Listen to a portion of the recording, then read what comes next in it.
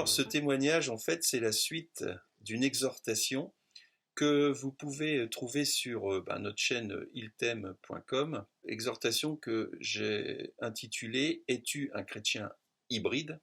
Et c'est le récit, en fait, de mes années de tiédeur. Donc, vous pouvez également, si vous ne l'avez pas vu, aller consulter et aller voir cette vidéo sur Es-tu un chrétien hybride? Et vous allez mieux comprendre dans le détail ce que je vais vous expliquer aujourd'hui. Parce que dans le chrétien hybride, je parle de moi. Ici, on va parler en fait du couple. Donc, on va en venir à notre sujet du jour, marié et chrétien.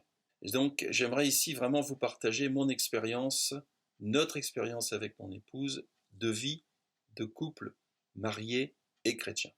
Être un couple chrétien, en fait, ça demande tout d'abord d'être honnête. C'est la première des choses. Avec qui? Premièrement, être honnête avec Dieu, d'abord, puis avec notre conjoint.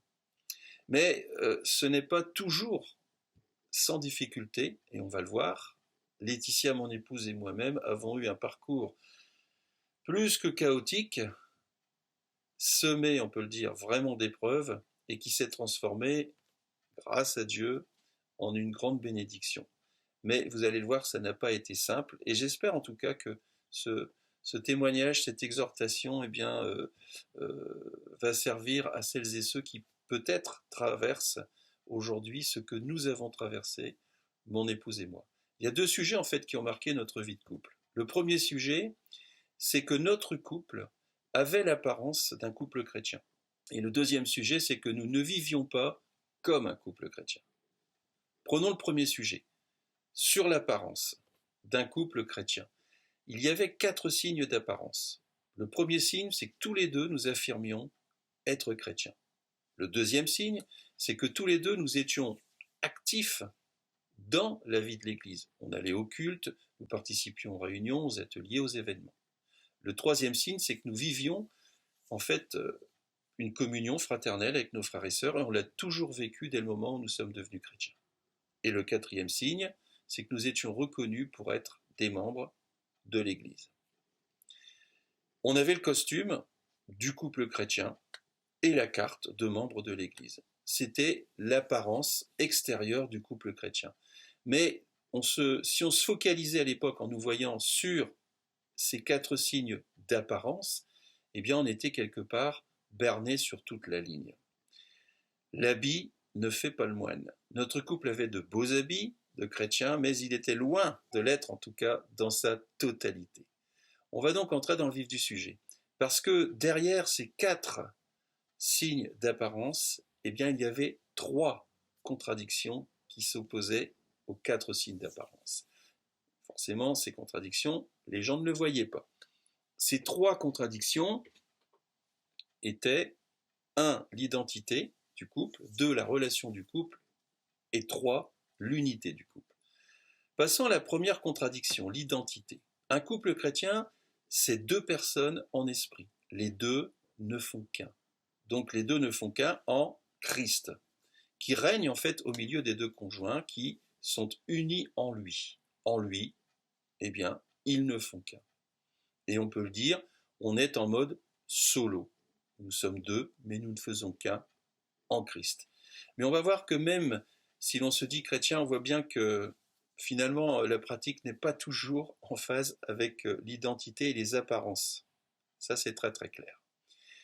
Alors, c'est là que commence le problème de l'identité. J'étais en fait un chrétien tiède et mon épouse, une enfant désirant être bouillante et s'emparer violemment, ça c'est très clair, du royaume de Dieu. La Bible d'ailleurs le dit, ce sont les violents qui s'emparent du royaume.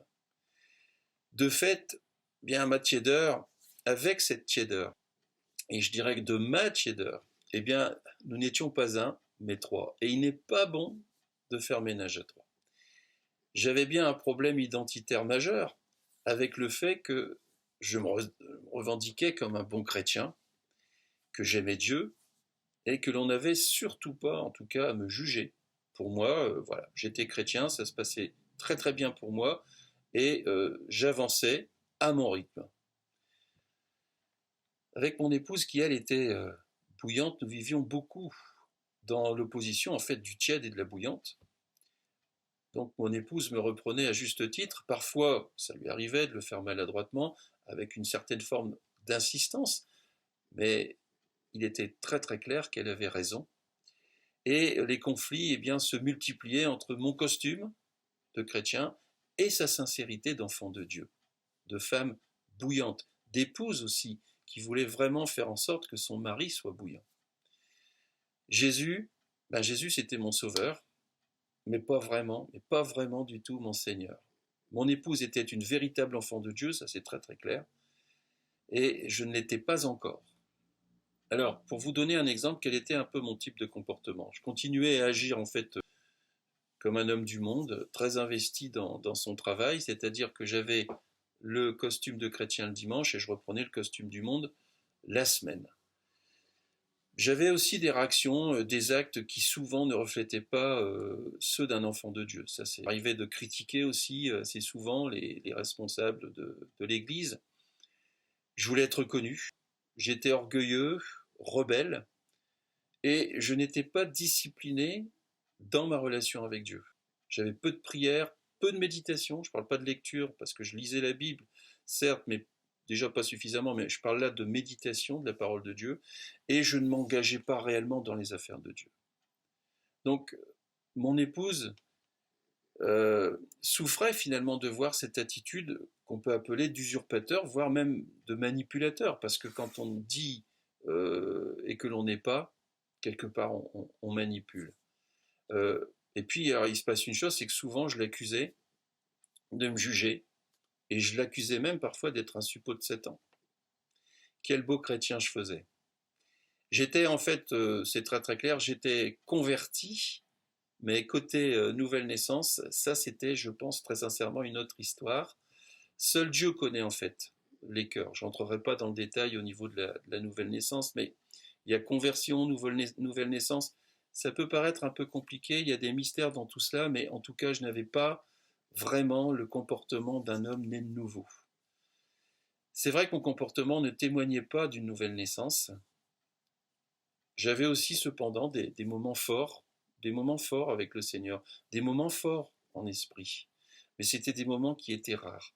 Donc je pense qu'on peut aussi se poser, je me suis posé aussi, et j'ai eu raison de le faire à un moment, la question de la nouvelle naissance. Il faut se poser cette question.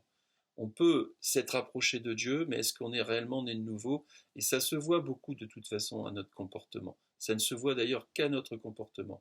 C'est une question de cœur. Et j'avais vraiment un cœur qui était énormément tourné vers moi, mais qui était beaucoup moins tourné vers Dieu. Dieu, en fait, n'était pas pour moi à la première place et je n'étais pas ce que je disais être. Alors, autre point sur cette première contradiction de l'identité, je n'étais pas du tout à la place que Dieu me demandait d'assumer. On va lire Éphésiens 5 au verset 25 à 31. Marie, aimez vos femmes comme Christ a aimé l'Église. Il s'est livré lui-même pour elle afin de la sanctifier par la parole, après l'avoir purifiée par le baptême d'eau, afin de faire paraître devant lui cette Église glorieuse, sans tache ni ride, ni rien de semblable, mais sainte et irrépréhensible. C'est ainsi que les maris doivent aimer leur femme comme leur propre corps. Celui qui aime sa femme s'aime lui-même, car jamais personne n'a haï sa propre chair. Mais il la nourrit et en prend soin, comme Christ le fait pour l'Église, parce que nous sommes membres de son corps. C'est pourquoi l'homme quittera son père et sa mère et s'attachera à sa femme. Les deux deviendront une seule chair. On pourrait passer plus d'une semaine sur ces versets. Marie, aimez vos femmes comme Christ aimait l'Église et s'est livré lui-même pour elle, afin de la sanctifier. J'en étais très très loin. Puis quand on lit, c'est pourquoi l'homme quittera son père et sa mère, s'attachera à sa femme, et les deux ne deviendront qu'une seule chair, et on en était là aussi très très loin. Donc en fait, il est très très clair que mon épouse, pendant on peut le dire maintenant 20 ans, eh bien portait à bout de bras la vie spirituelle dans notre couple. Et pourtant, je peux le dire, les frères et sœurs dans l'église, ils me voyaient prier à voix haute, je priais aussi pour les autres, et puis je me montrais quelque part au service et à l'écoute aussi dans l'église. Mais je peux le dire, c'est que côté foyer et côté lieu secret, il y avait un réel déficit, un cruel déficit qui se creusait. En tout cas, en ce qui me concerne, ça c'est très clair. Il est clair aussi qu'un mari, bien, ça doit être à sa place. Un mari, ça doit protéger son épouse. Ça doit être soumis au Seigneur. Et un mari, il faut être clair, ça doit tenir la baraque, comme l'on dit, dans une obéissance à Dieu, qui fait l'admiration de sa femme. Un mari, ça doit avoir aussi la crainte de Dieu. Et je produisais tout le contraire. J'avais l'apparence, le costume du chrétien, mais il est très très clair que je n'en étais pas un. Je n'étais en fait qu'une petite étincelle occasionnelle à côté de la flamme que représentait mon épouse.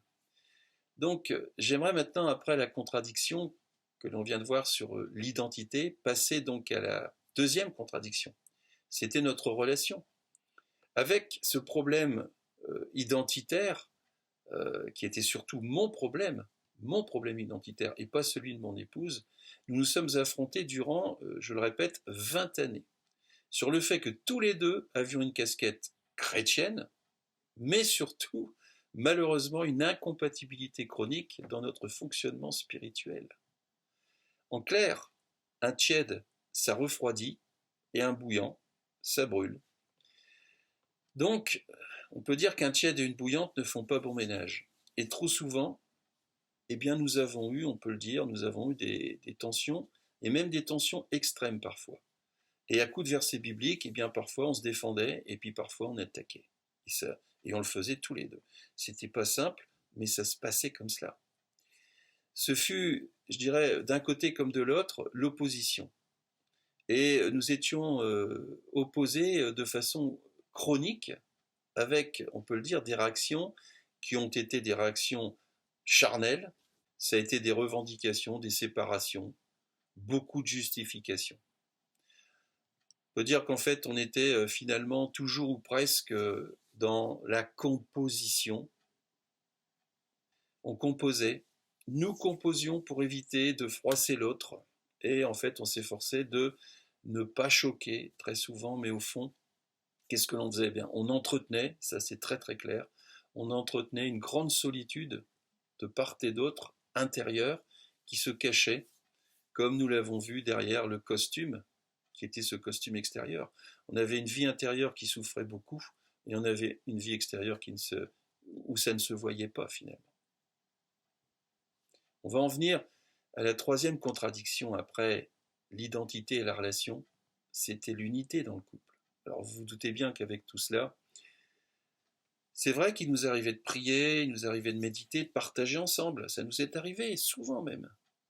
Mais au fond, nous étions chacun, je dirais, dans notre position, et pas souvent unis en esprit. Certes, le Seigneur nous accompagnait, mais j'avoue qu'en ce qui me concerne en tout cas, j'étais sur la réserve et j'aimais beaucoup, toujours avoir quand même le contrôle. Je n'étais pas celui qui laisse la première place au Seigneur. Et en fait, j'étais quoi? J'étais un orgueilleux, spirituel, tiède, religieux, et j'étais aussi forcément légaliste. En fait, on vivait en duel et pas en duo. On vivait en unité quelque part d'apparence et on vivait en combat caché. Je répète, nous vivions en duel et pas en duo, on vivait en unité d'apparence et surtout en combat caché. Alors il fallait l'admettre et il faut l'admettre, nous étions à l'époque, nous n'étions plus unis. Et pourtant, vous allez voir, vous allez être certainement stupéfait, c'est que pendant ces 20 années, nous étions constants dans l'église, au culte. Nous avons durant pas moins de 9 à 10 ans animé des réunions de maison. J'ai moi-même prêché en église. Nous avons animé des ateliers de couple. Alors ça, vous allez dire, mais c'est un comble après ce que vous venez d'entendre. Nous avons écrit chacun un livre, on a participé à de nombreux événements chrétiens et nous avons aussi témoigné de nombreuses fois. Et alors que les frères et sœurs voyaient tout cela, eh bien, voilà, c'est très très clair, nous n'étions pas unis en Christ. On s'aimait vraiment mal, mais nous n'étions pas unis en Christ en fait. Et puis c'est en 2015, donc 20 ans s'étaient passés, donc il y a 5 ans de cela, puisque nous sommes en 2020, que Dieu est intervenu puissamment. Il s'est passé une chose, c'est qu'au bout du rouleau, nous nous sommes séparés. Mon épouse et moi, durant une période de 3 mois. Et mon épouse donc est partie, elle n'en pouvait plus, et à juste titre d'ailleurs. Et j'ai été donc visité par Jésus comme jamais, comme jamais. Il y a eu vraiment un face-à-face, un cœur à cœur, où le Seigneur est vraiment venu me toucher. Donc j'ai eu une repentance qui a duré des mois et des mois. J'ai été donc pendant 3 mois coupé de mon épouse et de mes enfants aussi, c'est-à-dire que je ne voyais pratiquement pas mes enfants. Mes enfants nous laissaient régler nos problèmes. Mais j'ai surtout, pendant ces mois de repentance, j'ai vomi cette tiédeur et je me suis humilié vraiment devant Dieu. J'ai surtout vu qui j'étais et je ne supportais plus ce que j'étais. C'est Dieu en fait qui venait me toucher puissamment et qui me montrait mon miroir. Et je sais qu'il y a une action divine à ce niveau-là. Et vous allez voir pourquoi cela s'est passé. Ça s'est passé parce que mon épouse n'a jamais, jamais rien lâché. Les prières de mon épouse, sa loyauté, sa fidélité à Dieu ont été totalement et entièrement entendues et exaucées. Elle n'a jamais lâché son Seigneur durant ses 20 ans. Il a exaucé ses prières. Il a entendu son cri, il a écouté son cœur, ses cris de souffrance permanente depuis toutes ces années. On peut dire que Jésus a vu et a reçu ces milliers de larmes parce qu'elle a pleuré, beaucoup pleuré. Et ces larmes ont été reçues dans la main du Christ, dans la main du Seigneur, pour être transformées en une lumière d'espoir et de foi. Jésus a surtout permis qu'elle puisse se retirer loin de moi pendant tout un temps et que lui et moi, Jésus et moi, nous nous retrouvions seuls afin que je réponde enfin à son appel, celui qui dirige ma vie, et que j'accepte de mourir à moi-même, mais vraiment de mourir à moi-même. Alors je peux dire que c'était le temps de ma nouvelle naissance, vraiment. C'était le temps d'aimer et d'être aimé. C'était aussi le temps de tout perdre pour tout gagner. C'était le temps, enfin, de chérir, de protéger, d'aimer ma bien-aimée. Et de lui offrir aussi cet amour de Christ en moi, finalement ce qu'elle ne voyait pas. C'était le temps aussi de mourir enfin, pourquoi? Eh bien pour vivre, de mourir à moi-même pour que Christ vive en moi. Et puis le temps aussi de sortir de ce désert qui était un désert terrible, à la fois individuel pour chacun d'entre nous, mais aussi pour le couple, pour entrer en Canaan dans cette terre promise, pour pouvoir enfin goûter aux saveurs de l'Esprit de Dieu ensemble. Et ensemble, finalement, main dans la main, c'était le temps aussi que j'accepte Jésus comme mon Seigneur, afin d'être mon épouse et moi des bouillants. Des bouillants. Je peux dire que nous avons, à la suite de cela, tout a changé, tout a basculé. Nous avons vendu notre grande maison. On avait 2 sociétés, on a stoppé les sociétés, on a tout arrêté. Et le Seigneur a tout reconstruit. Depuis 5 ans maintenant, ça fait 5 années, nous sommes dans une petite maison près de Lille, à Seclin. On est unis comme jamais nous avons été unis. Laetitia produit, et beaucoup le savent, et elle anime le site iltem.com qui a été créé il y a maintenant plus de 3 ans et qui se diffuse au travers du monde entier. Et ça, c'est une grâce de Dieu, c'est quelque chose de merveilleux. Il y travaille à temps plein et de mon côté, eh bien, je l'accompagne dans le contenu. Nous avons aussi rejoint une église, une petite église baptiste à Boulogne, et nous sommes une branche de cette église, et on a ouvert notre maison pour créer une église de maison ici à Seclin, et nous sommes une branche de cette église baptiste de Boulogne, et nous avons démarré cette petite église de maison chez nous il y a quelques mois, et nous vivons des moments merveilleux parce que nous sommes peu nombreux, et donc nous pouvons vraiment nous occuper des personnes qui sont avec nous, des frères et sœurs, et nous sommes dans une unité parfaite, nous sommes bouillants, mon épouse et moi, tous les deux. Et tous les deux, je peux le dire aujourd'hui, nous ne faisons qu'un. Alors pour conclure, Frères et sœurs, je viens de vous le dire et nous l'avons vécu, c'est pour ça que je pense que je peux en parler. Il n'est vraiment pas simple de vivre en couple, même lorsque l'on est chrétien, et surtout, je dirais, lorsque l'on est chrétien. Il y a un prix à payer. Et le prix, c'est que Christ est le Seigneur. Et c'est un prix à payer. C'est pas simple. Il y a, c'est vrai, parfois, dans beaucoup de couples que nous avons rencontrés, l'un est tout en haut, l'autre est beaucoup plus bas, et ce n'est pas facile, ni pour l'un, ni pour l'autre. En fait, le mari, lui, doit être soumis au Seigneur. Et l'épouse, elle, doit être et est l'aide précieuse du mari et l'indispensable, je dirais, pilier de l'unité en fait en Christ. Si vous vivez ce que nous avons vécu avec plus ou moins d'intensité, je dirais plus ou moins d'intensité parce que notre témoignage n'est pas, notre vie n'est pas la vie des autres. Chacun vit sa vie, mais parfois, eh bien, on se retrouve dans nos témoignages et on se dit, ben ça, je le vis aussi. Dites-vous bien que dans tous les couples, il y a des tensions. Et nous avons parfois, c'est vrai, on a parfois de la méchanceté en nous et on fait du mal à l'autre. Ça peut aussi nous arriver. Mais c'est quelque chose, ben, malheureusement, qui fait partie de la vie du couple, même du couple chrétien. Et nous sommes loin d'être parfaits l'un et l'autre. Vous savez, la femme de Billy Graham, le grand évangéliste américain, lorsqu'un journaliste lui a posé cette question, avez-vous eu envie de divorcer durant votre vie avec Billy? De divorcer? Elle a répondu au journaliste, divorcer non, mais envie de le tuer, oui. Bon, bien entendu, c'était avec humour, mais ça veut bien dire ce que ça veut dire. C'est que ce n'est pas simple. Ce n'est pas simple de vivre en couple, même lorsque l'on est chrétien. Alors, de grâce, c'est mon message de conclusion, ne lâchez rien. Ne lâchez rien. Avec foi, placez toute votre confiance dans le Seigneur. Ne blâmez pas le conjoint. Si vous avez un conjoint qui est tiède, ne le blâmez pas. Mais concentrez-vous surtout à faire bouillir, je dirais, ça c'est clair, la marmite, pour être bouillant, et Jésus fera ce qu'il faut.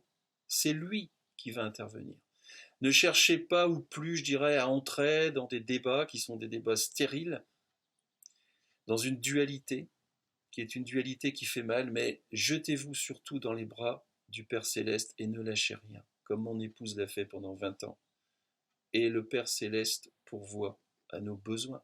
C'est écrit dans la Bible. Il y a un pasteur qui est le pasteur Wilkerson, ce fameux pasteur américain, qui dans une célèbre prédication, que je vous invite à aller voir sur iltem.com, a dit que le bonheur ne dépend pas de l'autre, mais de Dieu. Le bonheur ne dépend pas de notre conjoint, mais le bonheur dépend de Dieu. Alors il ne faut pas se tromper de porte. Celle du bonheur, c'est la porte du Seigneur. Ce n'est pas la porte de notre conjoint. Il ne faut pas placer le mariage non plus en pole position. Il faut placer Jésus, Christ, en pole position. Et il faut faire en sorte que le mariage soit un instrument pour le servir. Nous sommes mariés en tant que chrétiens pour servir Christ. Et en fait, notre vie de couple, c'est de faire en sorte que de mari et femme, eh bien, vous passiez de frère à sœur en Christ. Et puis, pour terminer, je dirais que le conjoint est bien souvent, et gloire à Dieu, un acteur de notre développement avec ses imperfections. Et oui, notre conjoint, comme le disait un frère, eh bien, c'est souvent une meule. Voilà, c'est quelqu'un qui va nous permettre, eh bien, justement, de grandir. Et merci Seigneur, parce que sans notre conjoint, si on avait un conjoint parfait, ça servira à rien, puisqu'on n'apprendrait rien. Mais grâce à notre conjoint, on est en train d'apprendre ce que c'est que la vie en Christ. Et c'est ça qui est merveilleux. Alors, ayez de la compassion si vous avez un conjoint qui est tiède. Ne brûlez pas pour vous montrer, mais soyez bouillant pour qu'il se réchauffe.